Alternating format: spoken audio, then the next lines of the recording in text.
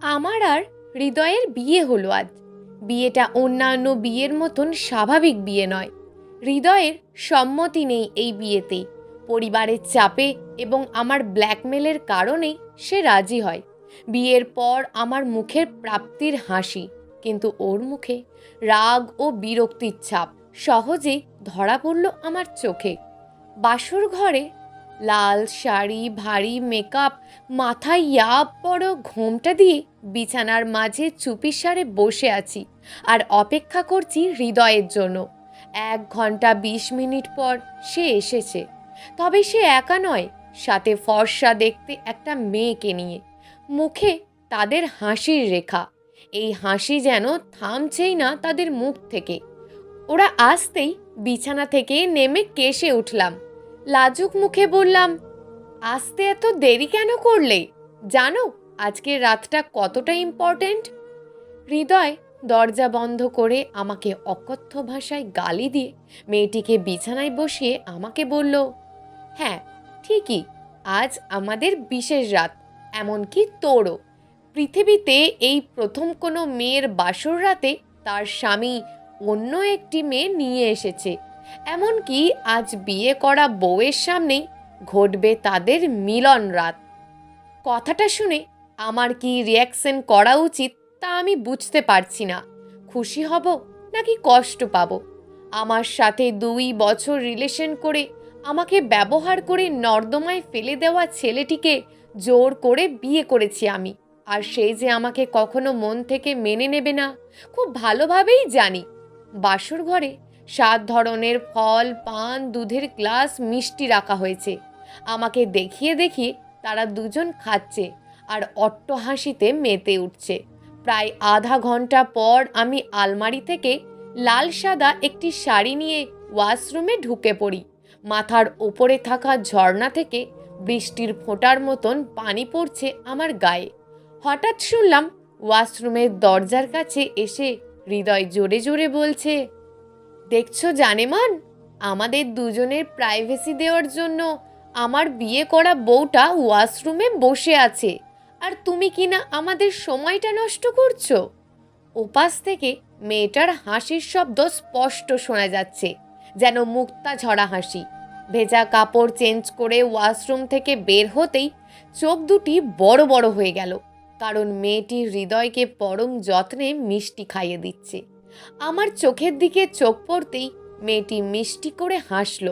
আমিও তার হাসির জবাবে হেসে বললাম, লামিয়া, তুমি কি প্রস্তুত? হৃদয় আমার মুখে তার গার্লফ্রেন্ডের নাম শুনে হকচকিয়ে গেল। ঝাঁঝালো ও সন্দিহান কণ্ঠে বলল, তৃষা, তুমি চেনো ওকে?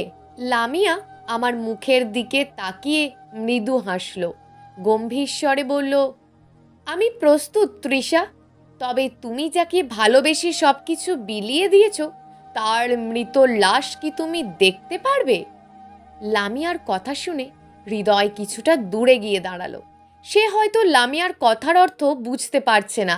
সন্দিহান নজরে তাকাচ্ছে আমাদের ওপর। আমার গায়ের লাল সাদা শাড়ির সাদা অংশ বুঝিয়ে দিচ্ছে আমি পারবো কিনা। ও শুধু আমার জীবন নয়, আমার মতন অনেক মেয়ের জীবনই নষ্ট করেছে। সেই অনেকগুলো জীবনের মধ্যে তোমার বোন লাবিবাও ছিল। আমি মন থেকে শক্ত ছিলাম বলে সুইসাইড করতে পারিনি। লামিয়া কেঁদে উঠল। হৃদয় তখন আমতা আমতা করে বলল, লাবিবা? কোন লাবিবা? লামিয়া হৃদয়ের কাছে ঘেঁষে দাঁড়ালো, মুখ বাঁকিয়ে আদুরি গলায় বলল, লাবিবা নামের আরও কোনো মেয়ে ছিল বুঝি তোমার লাইফে? আচ্ছা, যেহেতু চিনতে পারছো না, আমিই বলছি। প্রতিদিন ভার্সিটি যাওয়ার পথে যে মেয়েকে ফলো করতে, নিজের মিথ্যা ভালোবাসায় যাকে আটকালে, গলায় দড়ি দিয়ে যাকে বাধ্য করলে, প্রতিদিন টাকার জন্য হুমকি দিতে মনে আছে সেই লাবিবাকে? আমি সেই লাবিবার বোন লামিয়া। হৃদয় ঢোক গিলল।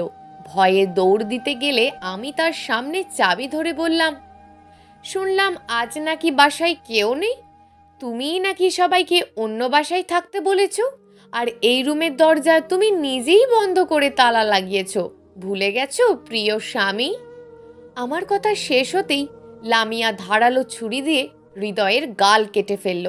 আমি তাড়াতাড়ি দড়ি নিয়ে লামিমার দিকে এগিয়ে দিলাম। আগে থেকেই সব কিছু প্ল্যান করে রেখেছিলাম।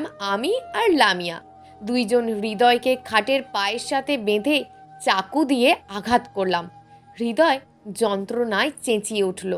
ওর যন্ত্রণার শব্দ শুনে আমি আর লামিয়া ঘর কাঁপানো হাসি দিয়ে হৃদয়ের পুরো শরীরে আঘাত করতে লাগলাম। এক পর্যায়ে হৃদয় এই ভয়ানক যন্ত্রণা সহ্য করতে না পেরে মারা গেল। লামিয়ার দিকে তাকিয়ে বললাম, বিশ্বাসঘাতকদের শাস্তি কিন্তু এরকমই হওয়া উচিত, আর আমাদের মতন কিছু মেয়েদেরও শাস্তি পাওয়া উচিত। কথাটা বলেই ধারালো ছুরিটা নিজের পেটে আঘাত করলাম। লামিয়া ভয়ে ও অবাক হয়ে আমাকে জড়িয়ে ধরে বলল, এরকম কেন করলে হঠাৎ করে? সবই তো ঠিক ছিল, আমাদের প্ল্যান তো সাকসেস হয়েই গিয়েছে, তাহলে কেন করলে তুমি? মৃত যন্ত্রণা কতটা কষ্ট, মুখ দিয়ে টু শব্দটুকুও বের হচ্ছে না। তবুও বহু কষ্টে লামিয়ার প্রশ্নের উত্তর দিলাম। ভালোবাসা সবসময় ভালো মানুষকেই বাঁচতে হয়। ভালোবেসে এতটা অন্ধ হওয়া ঠিক না। যে ছেলে ভালোবাসার বিনিময়ে সবচেয়ে বড় সম্পদ নিতে চায়, সে আর যাই করুক, মন থেকে ভালোবাসতে পারে না। হৃদয়ের মতন কিন্তু আমিও অপরাধী। আমি যদি নিজের সম্মান রক্ষা করতে চাইতাম তাহলে ঠিকই পারতাম, কিন্তু ভালোবাসায় অন্ধ হয়ে সব কিছুই বিলিয়ে দিয়েছি। একজন মেয়ের সম্মান তার নিজেকেই রক্ষা করতে হয়, কিন্তু আমি তো ভুলেই গিয়েছিলাম। সেই ভুলের শাস্তি স্বরূপ নিজেকে দিলাম। না পেলাম ইহকালের সুখ, আর না পাবো পরকালের। নিজের বোকামির কারণে আজ আমার সব কিছুই অন্ধকার ধোঁয়ায় আচ্ছন্ন হয়ে গেল। প্রিয় দর্শক, এই গল্পটা আপনাদের কেমন লাগলো তা অবশ্যই একটি কমেন্ট করবেন।